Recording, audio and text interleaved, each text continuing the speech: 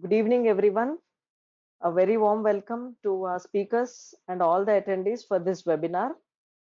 So today we have two speakers amongst us, and the topic of discussion will be, first topic is management of wheezing in children, and that would be dealt by Dr. Aparna Reddy Madam. Ma'am is pediatric pulmonologist at Rainbow Children's Hospital, Banjara Hills. And the second topic is component of blood therapy practice in pediatrics, and that would be dealt by Dr. Sirisha Rani Madam, consultant pediatric hemato-oncologist and BMT specialist at Rainbow Children's Hospital, Banjara Hills. Myself, I'm Dr. Srikanth, fellow at Banjara Hills, doing pediatric hemato-oncologist and BMT. So I think we have got good number of participants by now. So without taking much delay, we will start the webinar. A few instructions before that. So all the participants can put in their questions. They can type it and put in, and we will try to address maximum questions. But if because of time constraint, if the questions are becoming too many, then we will try to address the important ones amongst them. Okay, so the question answer session would be dealt after the talk of both the speakers. Okay, so I think with this brief introduction, we are ready to kickstart the webinar. So first topic by Aparna Reddy Madam, management of wheezing in children. I hand over the session to Madam. Good evening, everyone, and thank you, Srikanth.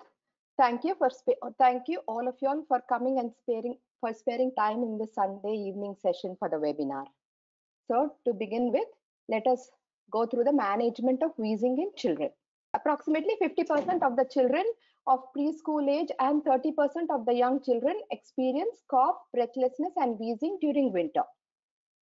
So just to give a gist of these patterns of wheezing in children less than 5 years. So recurrent wheezing occurs in large proportion of children in less than 5 years.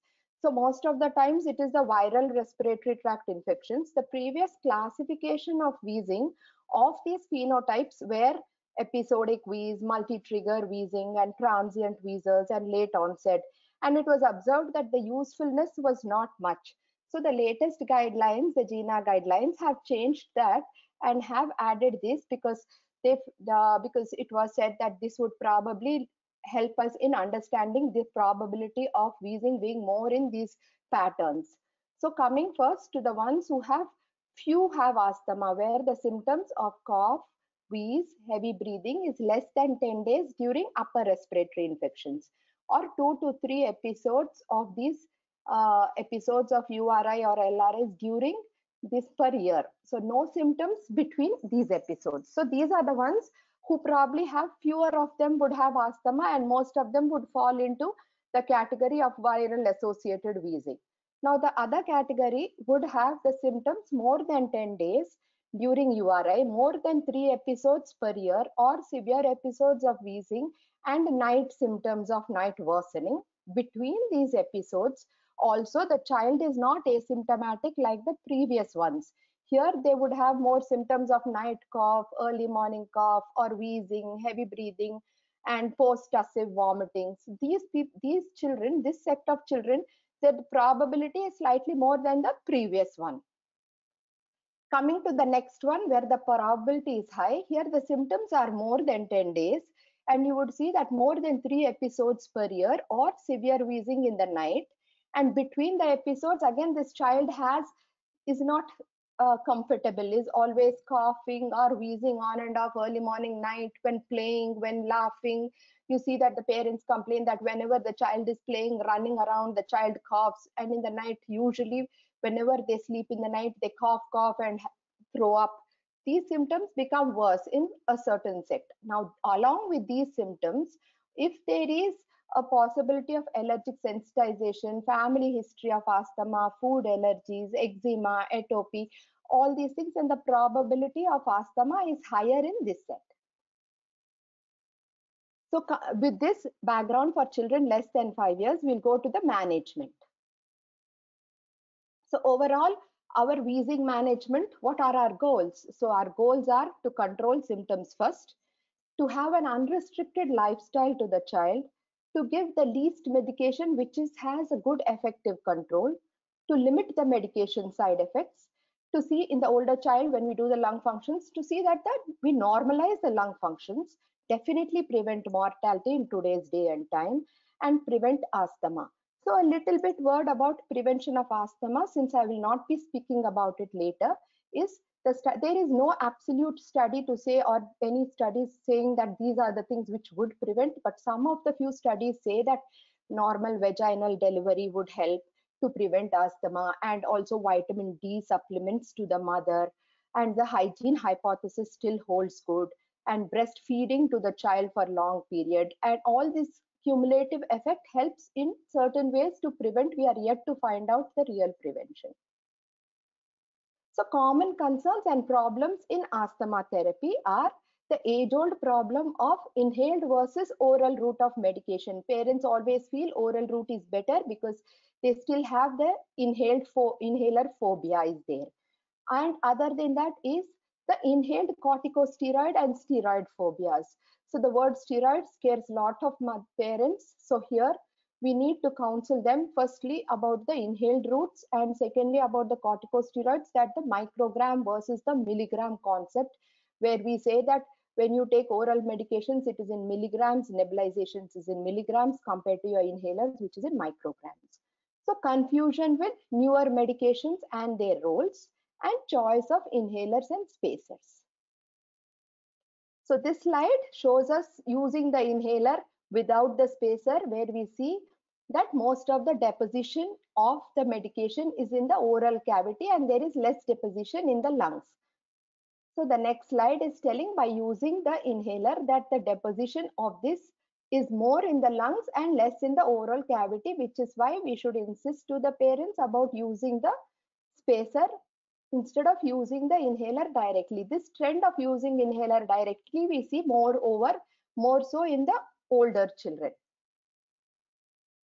So delivery device, so recommend for the delivery device is the inhaler 0 to 5 years. You use the spacer with the mask. See that the inhaler, the mask is tightly snugly fitted onto the face, because sometimes the size of the inhaler may be a little, the size of the mask may be a little bigger than what is required. So try and use the other hand to hold the mask so that it fits well. Now above 5 years, you can use the spacer. Coming to medications. So what is our treatment focus? Our treatment focus is not just the symptoms, it is airway inflammation, airway remodeling, early treatment and its benefits, and prognosis. So it is important to educate the parent about appropriate and early treatment, and proper compliance to treatment is essential to achieve the optimal outcomes in asthma. I like this slide a lot. This is the symptoms are not just the tip of the iceberg in inflammation in asthma. It's a beautiful picture, I think. So this is a little elaborate. Now the next few slides are little elaborate because we are coming to the GINA guidelines about the inhaler treatment. So first step of this GINA guidelines in children less than 5 years. Now this time GINA guidelines has 3. It has for 5 years, for 6 to 11 years, and for adolescent. Previously we had only 2 guidelines, 2 for the pediatric age group. So now coming to less than 5 years, the first step, if there is an infrequent viral wheezing, no or few interval symptoms, as we had seen in the previous few slides where we said only few of them are, the probability of asthma is less. For these kind of category children, we use the step 1 where we use only as needed short acting beta 2 agonists we use whenever there are symptoms. Now in case the symptom pattern is consistent with asthma or asthma symptoms which are not controlled, and they are more than 3 episodes per year, or even if there is no asthma kind of a symptoms, but if the episodes are happening more frequently, like 6 to 8 weeks, in these cases, it is worthwhile to give a trial of inhaled corticosteroids. So step 2, we jump to step 2 where we give daily low dose inhaled corticosteroids as our preferred controller choice. Although there is another option here, which is a weaker preventer. You can't really say as a preventer, but the other option could be leukotriene receptor antagonists, LTRA, which is the second option to inhaled corticosteroids. We have another option here, that is the intermittent inhaled corticosteroids with on intermittent basis, which means that you use this intermittent inhaled corticosteroid along with the short-acting beta agonist whenever there is a symptom. So personally, I prefer using daily low-dose inhaled corticosteroids. Now, in case with this, most of our asthma, childhood asthma less than 5 years, they will get controlled. But in case the symptoms are not controlled and we need to go to step 3 and double the low dose inhalers, then I would say at this point, it is always good to check the diagnosis. Maybe you are missing something, some comorbid conditions or other differential diagnosis, so please check that you are not missing any of the differentials or the comorbid. And in only once you have checked and you are sure, then you double the dose. Also, please check about the inhaler skills, whether they are using the spacer with the mask and adherence. After all that is checked and we are sure that we have not missed any of it, then we can double the dose of inhaled corticosteroids. Here, the other option would be, that is the other controller option would be to give the same low dose inhaled corticosteroids with leukotriene receptor antagonists. Even after this, if it is not controlled, then it is always good to take a second opinion. So sometimes it is good to ask your colleague to see here, because we may be missing something. It is a little less likely that any child would go to step 4, because this kind of a severe asthma is a little less frequent. So here, however, once you are sure that you have not missed anything and you have assessed everything, confirmed the diagnosis, and you have rechecked the risk factors and the comorbid conditions and the inhaler technique and adherence at this point of time, then you can add on LTRAs along with your inhalers after, and then also you can give intermittent inhaled corticosteroids along with your short-acting beta agonist on as needed basis. Now this is a slide just to tell what all inhalers we can use in these children depending on age group. So we have all our inhalers, but age group less than, so there are few inhalers which we can use in the smaller children, like your beclomethasone is there for ages 5 years and older, budesonide is there for children 1 year and older, and your fluticasone for 4 years and older. So we have very few studies about cyclosinide and the fluticasone puree in children less than 5 years. Going to the next slide. So our next slide is again for children 6 to 11 years with a diagnosis of asthma. So the most important thing is that you confirm the diagnosis, and so confirming the diagnosis with symptom and lung function and the modifiable risk factors. After that is done, then go to the symptoms. If it is occurring less than twice a month, then step 1 is you can use short-acting beta agonists, and other option would be to use a low-dose inhaled corticosteroids taken whenever along with your short-acting beta agonist. Same thing like we did in the previous less than 5 years. So, or other option would be to just give your low-dose inhaled corticosteroids. Now go to step 2, but before that, again check your comorbid conditions before you step up, and your inhaler technique, adherence, and then increase the dose of inhaled corticosteroid. Sorry, go to low dose inhaled corticosteroid if you have not used in the previous one. And if you have already used low dose inhaled corticosteroids, then you just check all the preferences and you can add LTRAs. So coming to low dose inhaled corticosteroid in the first place, if you have not used in step 1, or if you have already used, then other would be to give daily leukotriene receptor antagonist or low dose inhaled corticosteroids and short acting beta agonist whenever required. Now coming to step 3. So 3, 4, 5 still I would say are the severe forms of asthma, maybe 4, 5 for sure. So the 3 one I would say when the symptoms are more common, that is when the symptoms when he's walking, running, night symptoms happening once a week or more. That's when you can use your low dose inhaled corticosteroids with your LABAs, long acting beta agonist, or medium dose inhaled corticosteroids.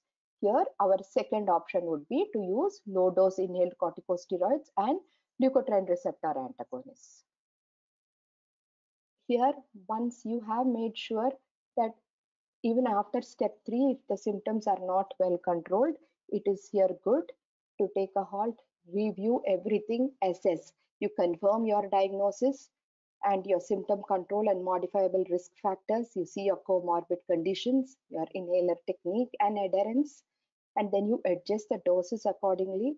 You see whether there is any modifiable other risk factors or any non-pharmaceutical strategies, maybe something like obesity, or maybe something like passive smoking from maybe one of the parents is doing, so you need to stop that. Just check for any allergy tests to be done, and if there is anything, you can consider whether we should do any sublingual immunotherapy kind of a thing later for step 4. That is, so make sure about all this, the skills of the parent and the skills of the, and how they are taking, do physical check of the canister. So after all this, if you feel that still there is no response, then you go to step 4, which means medium dose inhaled corticosteroids with LABA. The other option here would be high dose inhaled corticosteroids with LABA, add leukotriene receptor antagonist or tiotropium. So step 5 would be, and then in case or in step 4 you just find here and there bouts of these wheezing, you can always add your oral corticosteroids as a short course, say when there is some trigger with wheezing or any of the allergy triggers or there are viral infections. So coming to step 5, I think here again I would say it is good to take a second opinion here. In step 4, step 5, always refer to your nearby consultant or a pulmonologist, and then go to anti-IgE, anti-interleukin 5s, or your oral corticosteroids. Now coming to the inhalers that we use, as we see, beclomethasone, budesonide, the slide clearly says with the doses about the low, medium and high. So generally it is for this budesonide is 100 to 200 and budesonide is 250 to 500, beclomethasone is 100 to 200, and your fluticasone is 50 to 100 low dose, and medium dose would be 2 to 400, and your fluticasone is 100 to 200. So most of the inhalers in low to medium dose, we should be able to manage our asthma treatment. High dose, always check and take another opinion, and maybe you think in that you are missing something. So go with an open mind and see.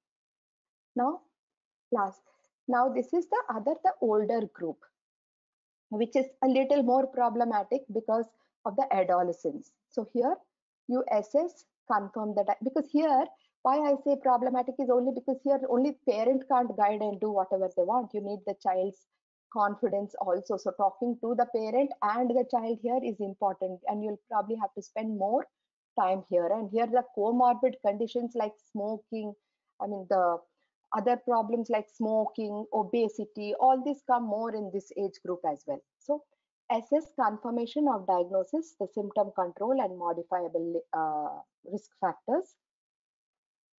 And if the symptoms are less than twice a month, then you use as needed low dose inhaled corticosteroids, that is with formoterol.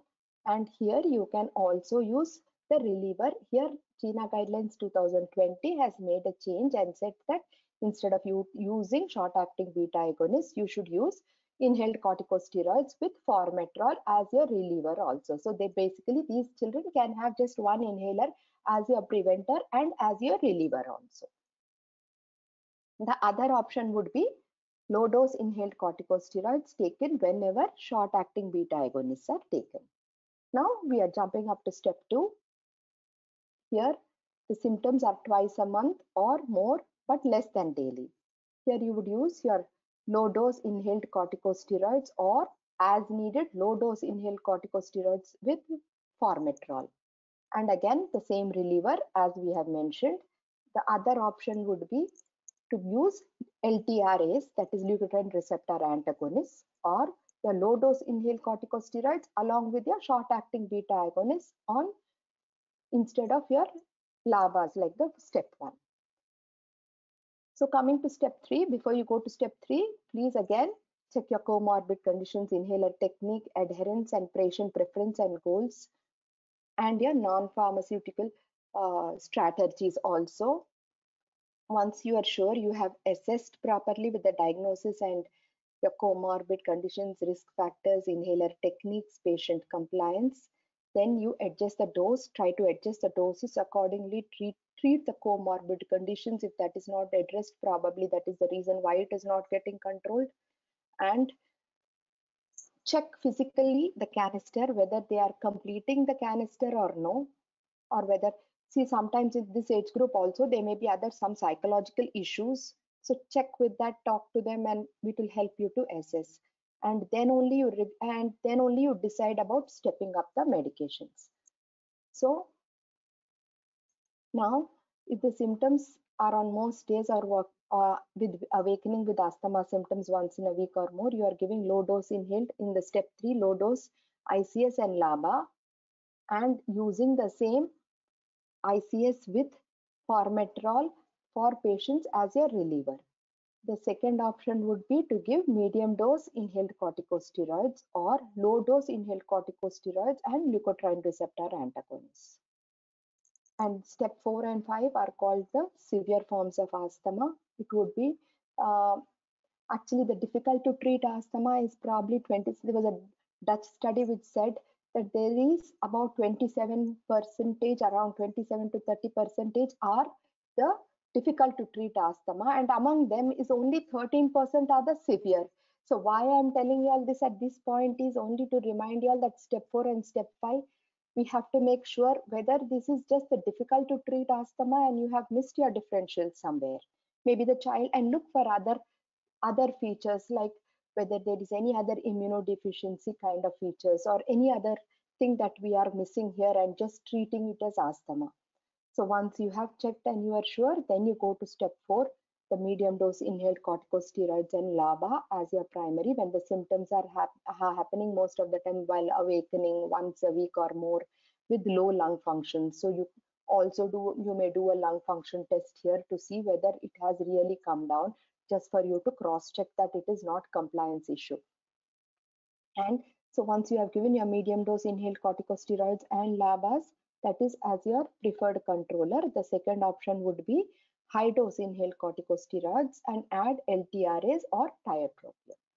So step 5 would be the high dose ones. Like the previous ones, even in step 4, you can, if it is only sporadic and happening here and there, you can try to give a short course of inhaled corticosteroids whenever required. Now again, step 5 would be the phenotypic assessment. So do all the tests and then start anti-IgE or anti-interleukin 5 or 4. And here you can, the other option could be to add on your oral corticosteroids. So for all these, the other option here would be do allergy testing and see skin prick test. And if there is any allergies, you can think about giving immunotherapy instead of stepping up from 3 to 4, 4 to 5. Now coming to the doses compared to before, now because we are dealing with the bigger children, the adolescents, of course not that we deal with the adults, but for the adolescents, the doses also have gone up in the ranges of low, medium and high. The slide clearly depicts, so I'm not reading out the same things over.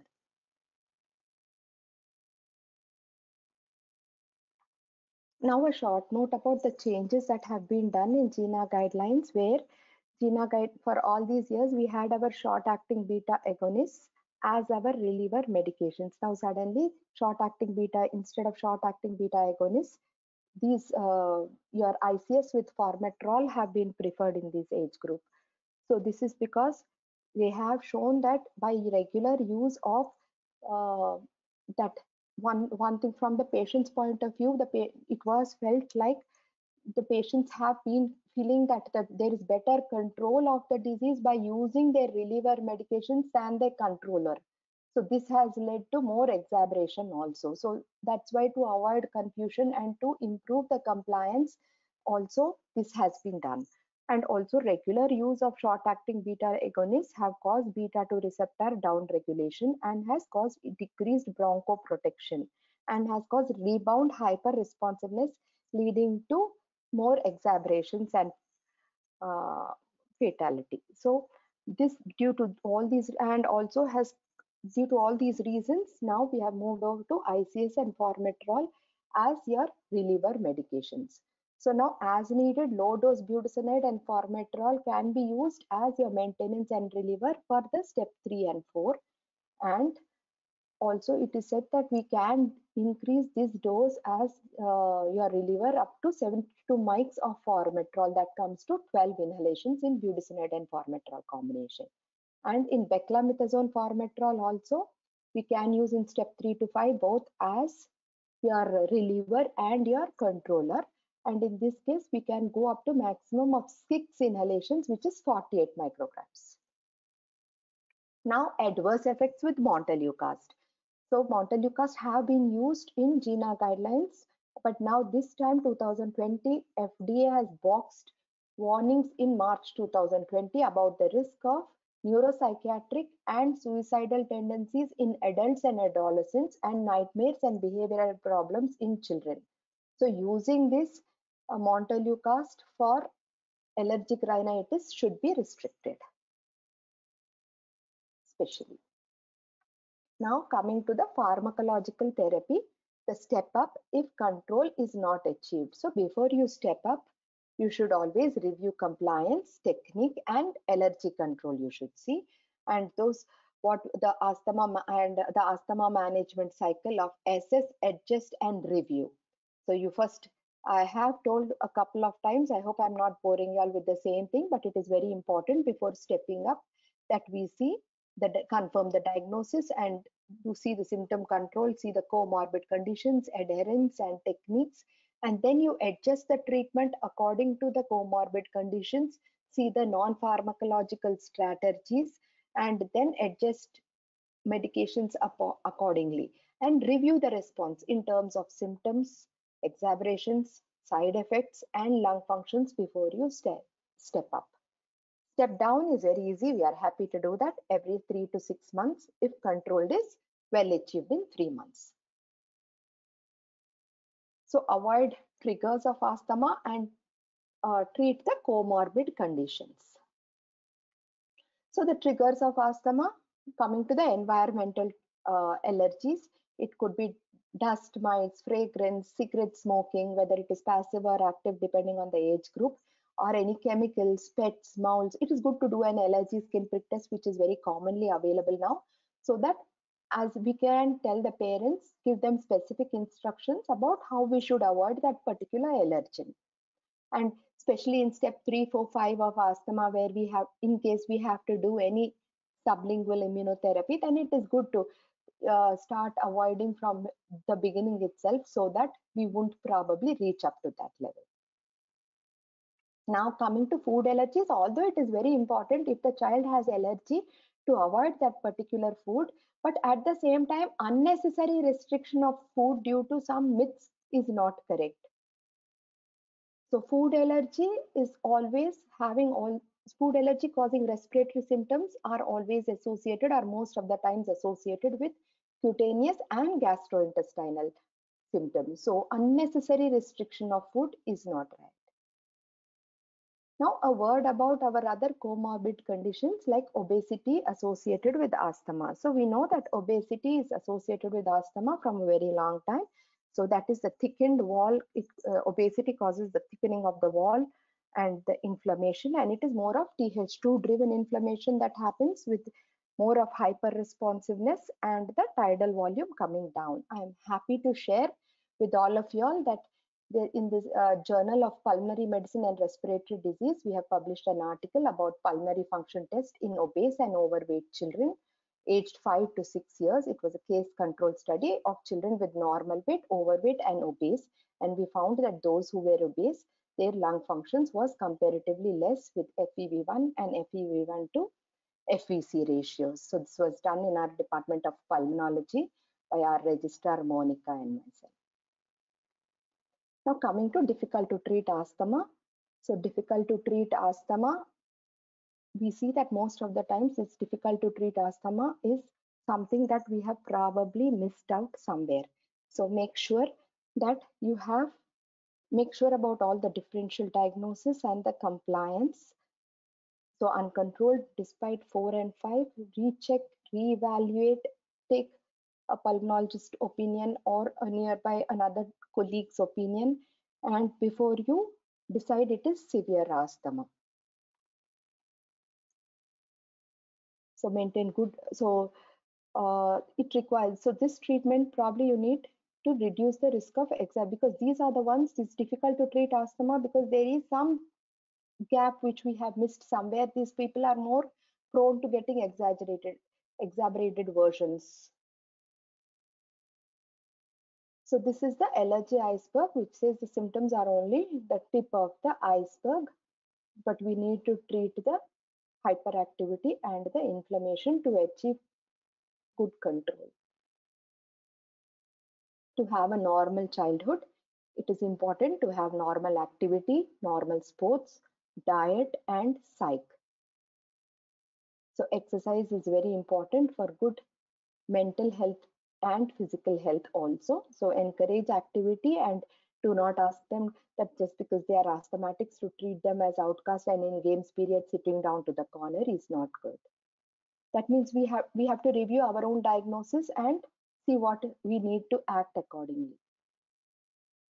So part of the goal of unrestricted lifestyle is important for children's overall growth and well-being. So it is important for every child to live normally just as any other kid.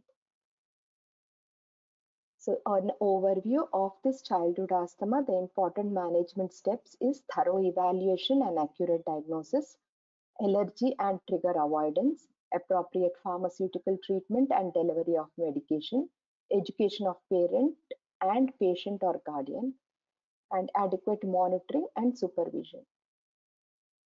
Now, in the COVID season, a word about what we should do with our asthmatics in this COVID season. Advise the patients with asthma to continue taking their prescribed medications, particularly if they are on inhaled Preventer, whether it is inhaled corticosteroids or oral corticosteroids. Give them an action plan, so how to step up the medications according to the action plan and explain to them. Avoid using nebulizers here because this nebulization causes the dispersion of the virus. So it may lead to risk to healthcare professionals and others around. So instead of nebulizers, use the inhaler with the mask as the preferred treatment. Even for exacerbation, they can do the same thing. A good fitting mask or a tight fitting mask is good enough. Avoid spirometry in these children during the COVID, even whether the patient has COVID or no, because it causes the dispersion of the particles. And now we are in the community transmission phase, it is important for us to postpone the spirometry and the PFTs for the time being till we get good control of the COVID. Follow strict disinfection procedures and hygiene strategies. Thank you. Thank you, ma'am. It was a very good and crisp talk, enlightening about the latest GINA guidelines. So we have a few questions, but I think most of them were covered in the slides itself. But anyway, we'll have the questionnaire at the end after the second talk. Few questions, like most of them are covered in the presentation, but few questions, 2-3 questions which were repeatedly being asked. So first among them is, what are the ICS which are used in the infants? So actually in the infants, ICS is generally, first I would like to say that we don't generally want to use ICS in infants because here we are probably having some other problems like reflux or stridor or something else for which the child is wheezing. So the most important thing is to make sure that we are not missing anything. And the other thing is, in case we do have to use, and this child, so most of the viral associated wheeze, again, we don't use, and we use only short acting beta agonists. Yes, but if we do have to use and the need is there, then budesonide is preferred. Yes, ma'am. So that is clear. And I think other 2-3 questions, and then we can deal with Shirisha ma'am's questions, which are only a couple of them. So second question is, this is again being asked like multiple times. How long can we give anti-leukotrienes safely? So that is the question which is being put. Okay, this is a very nice question because now the latest guidelines actually give us a warning about not using this montelukast as frequently as it was used before. So always this is only used as when you are using it primarily as the first preventer. It is only in the alternative. All guidelines don't say that you should prefer inhaled corticosteroids to leukotrienes as your first preventer, and because it is not a real preventer. But in case you are using it as an add-on in step, say, from 3 onwards for any reason, for how long would be depending on symptom control, because you're using it more for the according to all the guidelines, step 3, 4, 5. So you would add on for a short period, but you have to be careful of the warnings. So generally when you achieve good control, you would like to remove them, say, after 2 to 3 months. Okay, ma'am. So I think But that if has. just a viral associated piece or only symptomatic thing like some allergy trigger or a viral trigger, then use it only during that period. So there's no standardized answer for this, but from what it goes is you want to step down any inhaler, and if the child is having moderate asthma, then we wait with that for at least 3 months before we step down.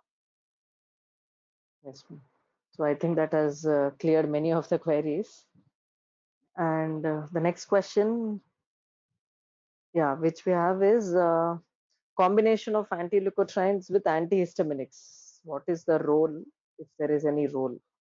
Can we combine and So give? as a standard, we don't have to really use uh, antihistamines in your asthma, but if there is any viral associated, say during any sporadic, supposing there is a child who has some seasonal allergies, and that particular season, like winter, some pollen allergy, so you want to use antihistamines, you can use it during that period of triggers whenever the trigger is there, or supposing there is any like atopy or your allergic rhinitis. So during that period, you can use it along with your anti-leukotrienes or even without your anti-leukotrienes. I think we have dealt with the major of the questions. So I think we would conclude the session. So I thank you. I thank the speakers, both the speakers, for spending time on a Sunday evening and having a detailed discussion on two very good important topics which we are facing day in and day out. And I thank all the participants for involving them. We could see around 270 to 80 participants were there. So I thank all of them. And I thank the organizer for organizing it. So yeah, it was a good webinar, good discussion. Thank you. Thank you all. Thank you all. Thank you, Dr. Srikanth, and thank you all. Thank you, Ravi. Thank you, Dr. Srikanth, and thank you all.